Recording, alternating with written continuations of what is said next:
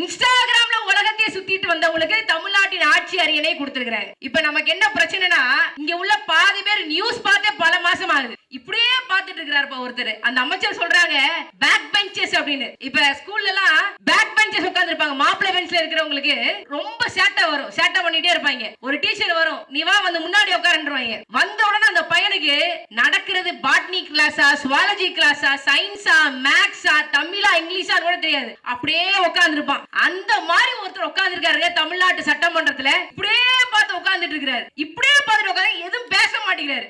பேசியா பேசியா அப்படின்னா பேசவே மாட்டேங்கிறாரு. ஏயா பேச மாட்டேங்கிறாரு? எதுவும் தெரியாது தெரியாது, எல்லாமே ஸ்கிரிப்ட் படி. இப்ப எதிர்கட்சிக்காரங்க கேள்வி கேட்கறாங்க, நீங்க என்னங்க பதில் சொல்லுவீங்க? அவங்க கேட்ட கேள்விக்கு நீங்க பதில் சொல்லணும். அது பேசுறதே கிடையாது. கேட்ட கேள்விக்கு பதிலே சொல்றதுல இப்படியே உட்கார்ந்துட்டே இருக்கிறது. உன்னையேதான் பார்த்துட்டு இருக்கேன் மாதிரியே பார்த்துட்டு இருக்காரு. இதுல இருந்து என்ன தெரியுது நீங்க நினைக்கிறீங்க? இவங்களுக்கு ஏதாவது வந்து தமிழ்நாட்டு மக்களுடைய பிரச்சனைகள் பத்தி தெரியுமா? ஏதாவது தெரியும்? ஒரு விஷயம் தெரியுமா? இவராவது பரவாயில்ல, அந்த பக்கம் பார்த்தா இட்டுன்னு போறதே பெரிய விஷயமா இருக்குன்னு ஒருத்தர் பேசுறாரு. அவரெல்லாம் அமைச்சர் ஆகியிருக்காங்க. யாரு? நடிகர் விஜயை இட்டுன்னு வர்றதே ஒரு பெரிய வேலையாக செஞ்சவர் தமிழ்நாட்டின் அமைச்சர். லட்சணத்தை பாருங்களேன், தமிழ்நாட்டினுடைய லட்சணத்தை பாருங்களேன். இப்ப நமக்கு என்ன சந்தேகம்னா, நீங்க கர்நாடகாவில இருந்து காவிரியை இட்டுன்னு வருவீங்களா, இட்டுன்னு வர மாட்டீங்களா? பிரச்சனை தான். நீங்க விஜயை இட்டுன்னு வரதுல பிரச்சனை இல்ல. காவேரியை இட்டுன்னு வர முடியுமா, வர முடியாதா? போன முறை 8 விழுக்காடு வாக்கு வாங்கியிருந்தோம். இந்த முறை சரி பாதி 4 விழுக்காடுக்கு குறைஞ்சிருச்சு. எங்களுக்கு எந்த விதமான சோர்வும் இல்ல. எங்கள் அண்ணன் செந்தமிழன் சீமான் அவர்கள் ஒவ்வொரு மக்கள் பிரச்சனைக்கும் மக்களோடு மக்களாக நின்று போராடி கொண்டிருக்கிறார். நாம் தமிழர் கட்சி போராடி கொண்டே இருக்கின்றது. காரணம் என்ன? உங்களுக்கு சோர்வே வராதா? நாம் தமிழர் கட்சியை பார்த்து கேட்கிறார்கள், படுதோல்வி அடைந்து விட்டீர்கள், இனிமேல் நீங்கள் எழுவீர்களா? இத்தனை திரை கவர்ச்சியிலும் வாக்குக்கு 2000 3000 கொடுத்த தேர்தல்ல கூட நாம் தமிழர் கட்சிக்கு வாக்களிப்பதற்கு 19 லட்சம் வாக்காளர்கள் தமிழ்நாட்டில் இருக்கிறார்கள். மிக குறிப்பாக தோல்வி அடைந்த பின்பும் இந்த ஊராட்சியில் இது போன்ற கிராமங்களில் நிகழ்வை முன்னெடுக்க நாம் தமிழர் கட்சியின் விதை நெல்களாக, தமிழ்நாட்டு மக்களுக்கான விதை நெல்களாக நாம் தமிழர் கட்சியின் தொகுதி பொறுப்பாளர்கள், மாநில பொறுப்பாளர்கள் இருக்கும்போது எங்களுக்கு என்ன சோர்வு? எதற்கு சோர்வு வருகிறது? நாங்கள் உழைத்துக் கொண்டே இருப்போம், பேசிக்கொண்டே இருப்போம். என்ன நடந்துரும் நினைக்கிறீங்க நீங்க? என்ன இவர்களால் என்ன செய்து விட முடியும்? இவர்களுக்கு என்ன தெரியும்? இன்னைக்கு நம்ம பிள்ளைங்க எல்லாம் இருக்கிறாங்க பள்ளிக்கூடத்துல, நம்மளுடைய பிள்ளைங்க எல்லாம் இருக்கிறாங்க. ஒரு காலகட்டத்திலையும் பள்ளிக்கூடத்துல கட்சி கொடிகள் அனுமதிக்கப்பட மாட்டாது. ஆனா இன்னைக்கு அரசாங்கமே போடுது. ஆளுங்கட்சியை சேர்ந்தவர்களாக இருந்தாலும் பள்ளிக்கூடத்துக்குள்ள போகக்கூடாது, கட்சி கொடியை கூட்டிக்கிட்டு போகக்கூடாது அப்படின்னு சொல்ற அளவுக்கு அங்க உள்ள எம்எல்ஏக்களோட, அமைச்சர்களோட தரம் இருக்கிறது. யோசிச்சு பாருங்களேன். தமிழ்நாட்டின் ஒரு அமைச்சர் பள்ளிக்கூடத்துக்கு போறாங்க. பள்ளிக்கூடத்துக்கு போய் பள்ளிக்கூடத்துல எப்படி பாடம் நடத்தப்படுகின்றது, மக்கள் அங்க இருக்கக்கூடிய மாணவர்கள் எப்படி அந்த கருத்தை உள்வாங்குறாங்க, இதையெல்லாம் பாக்குறது இல்ல. ஒரு அரசு பள்ளியில படிக்கக்கூடிய மாணவர்களுடைய தகப்பன் என்ன வேலை செய்து கொண்டிருப்பான்னு கூட தெரியாம ஒருத்தவங்களை நம்ம வந்து எம்எல்ஏ ஆக்கி, அமைச்சர் ஆக்கி. யோசிச்சு பாருங்களேன். முன்னாடி எல்லாம் பள்ளிக்கூட நிகழ்வுக்கு கூப்பிடுவாங்க, நல்லா படிங்க, படிப்பு தான் நம்மளுடைய ஆயுதம், படிச்சா தான் நல்லா இருக்க முடியும், படிச்சா தான் நல்ல வேலை கிடைக்கும். இப்பெல்லாம் அப்படி சொல்றதுக்கு நாக்கே வர மாட்டேங்குது. காரணம் என்னன்னு சொல்லுங்களேன். படிக்காட்டி கூட நீங்க லாஸ்ட் பெஞ்சா இருந்தா கூட தியேட்டர்ல பிளாக் டிக்கெட்ல சினிமா டிக்கெட்டை வித்து 150 ரூபாய் டிக்கெட்டை 1000 ரூபாய் 2000 ரூபாய்க்கு வித்து பொழைச்சிக்கலாம். தமிழ்நாட்டுல எம்எல்ஏ ஆயிரலாம், அமைச்சர் ஆயிரலாம். அப்படிப்பட்ட சூழ்நிலை இருக்கு. தமிழ்நாட்டுல படிச்சாதான் ஆயுதம், படிச்சா நல்லா இருக்கலாம்னு சொன்ன மாநிலம் இது. இன்னைக்கு படிக்காட்டியும் பரவாயில்ல, இந்த மக்கள் உங்களை எம்எல்ஏ ஆக்கிடுவாங்க, பிளாக்ல டிக்கெட் வித்தாலும் பரவாயில்ல, மக்கள் உங்களை எம்எல்ஏ ஆக்கிடுவாங்க, அமைச்சர் ஆக்கிடுவாங்க, ஏன் முதலமைச்சரே ஆக்கிடுவாங்கிற நிலைமை இன்னைக்கு இருக்கு தமிழ்நாட்டுல. இந்த தமிழ்நாட்டு தான் ஒரு காலத்துல சொன்னாங்க கல்வியில் சிறந்த தமிழ்நாடு என்று பேசினாங்க. இன்னைக்கு கல்வியில சிறந்திருக்கா? யாராவது சொல்லுங்க, இந்த கூட்டத்தில் இருக்கிற யாராவது ஒருத்தர் சொல்லுங்க, தமிழ்நாட்டின் முதலமைச்சர் யார் என்று கேட்டா உங்ககிட்ட உங்க மனசாட்சி குறுகுறுக்காம, வெக்கப்படாம, கூனி குறுகாம இவர்தான் தமிழ்நாட்டின் முதலமைச்சர் என்று உங்களால சொல்ல முடியுமா? யாராவது சொல்லுங்களேன். தமிழ்நாட்டினுடைய முதலமைச்சர் இவர்தாங்க அப்படின்னு உங்களால சொல்ல முடியுமா? கூசுது. யாருக்கிட்ட தமிழ்நாட்டின் முதலமைச்சர் என்ற பொறுப்பு போக கூடாதோ அவர்களிடம் போய் உட்கார்ந்து சிக்கிருக்கு. காரணம் யாரு? ஒரு கதை சொல்லுவாங்க. ஒரு காலத்துல ஒரு புராண கதை, அது உண்மைன்னா நான் சொல்லல, ஒரு கதை. சிவனும் பார்வதியும் இருக்காங்க. அவங்களுக்கு 2 பிள்ளைங்க. ஒருத்தர் விநாயகர், இன்னொருத்தர் முருகன். ஒரு பழம் இருக்கு, ஒரு மாம்பழம் இருக்கு. அந்த மாம்பழம் யாருக்கு போகணும்னு ஒரு போட்டி. யார் உலகத்தையே சுத்தி வர்றாங்களோ அவங்களுக்கு தான் அந்த பழம் அப்படின்னு சொல்லி போட்டியோட ரூல்ஸ் ஃபிக்ஸ் பண்றாங்க. அவன் முருகன் என்ன பண்றாரு, நேர்மையா போட்டியை சந்திக்கிறார். நேர்மையா கேம்ல விளையாடுறாரு. தன்னுடைய வாகனமான மயிலை எடுத்துட்டு உலகம் முழுக்க சுத்துறாப்ல. ஆனா ஒருத்தர் என்ன பண்றாரு, அவருடைய அண்ணன் விநாயகர் என்ன பண்றாரு, யோசிக்கிறாரு. அப்பா அம்மாட்ட கேட்கிறாரு, இந்த உலகத்தை சுத்தி வர்றதுக்கு பதில் உங்களை சுத்திட்டு வந்தா நீங்க தானே உலகம் அப்படின்னு சொல்லி மடக்குறாரு.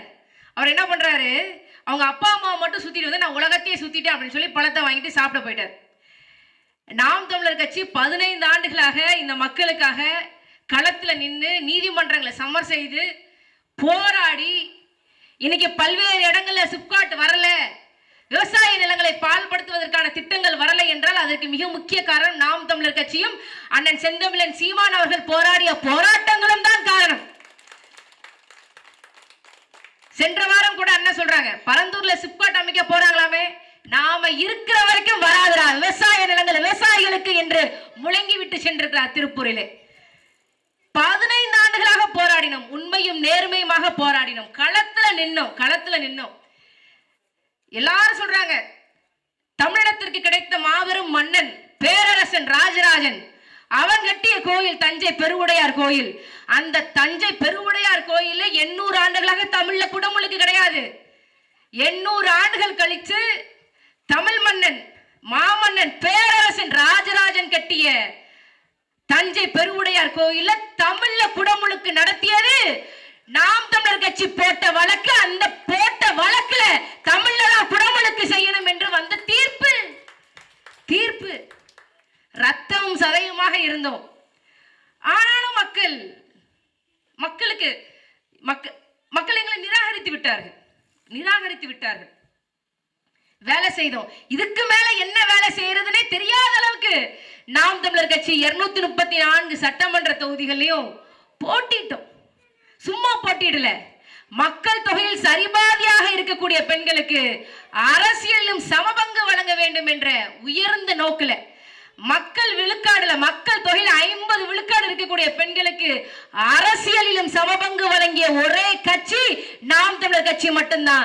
234 சட்டமன்ற தொகுதிகள்ல 117 சட்டமன்ற தொகுதியில் பெண்கள் போட்டியிட்டார்கள்.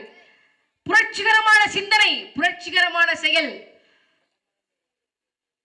வாக்குக்கு காசு கொடுக்கல, பொய்யாக எந்த விதமான வாக்குறுதியும் கொடுக்கல. நாங்கள் வந்த கல்வி இலவசமாக கொடுப்போம், நாங்க வந்த மருத்துவத்தை இலவசமாக கொடுப்போம், நாங்க வந்த குடிநீரை இலவசமாக கொடுப்போம் என்பதை தாண்டி எந்த வாக்குறுதியும் இலவச வாக்குறுதியும் நாங்கள் கொடுக்கல. நேர்மையாக தேர்தலை சந்தித்தோம். எப்படி அந்த புராண கதையில முருகனுக்கு பழம் கிடையாது அப்படின்னு சொன்னாங்களோ அதே மாதிரி நேர்மையாக உழைத்த நாம் தமிழர் கட்சிக்கு ஒரு சீட்டு கூட கிடையாது என்று தமிழ்நாட்டு மக்கள் நிராகரித்து விட்டார்கள். உங்களுக்கு தெரியும்ல, தமிழ்நாட்டுல தேர்தல் முடிஞ்சிச்சு.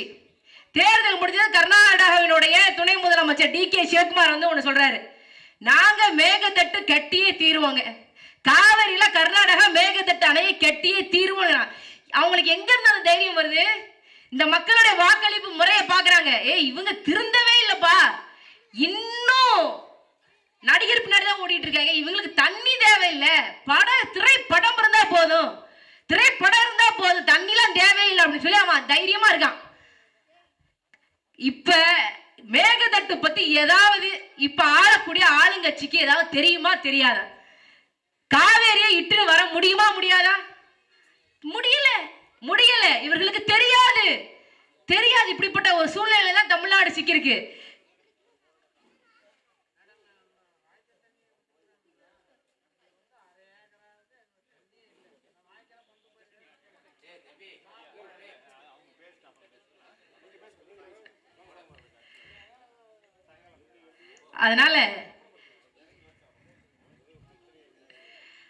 ஆனா நாம் தமிழர் கட்சி தொடர்ச்சியாக இந்த அந்தியூர் சட்டமன்ற தொகுதி மக்களுக்காக தொடர்ச்சியாக களத்துல நின்றுக்கோம்.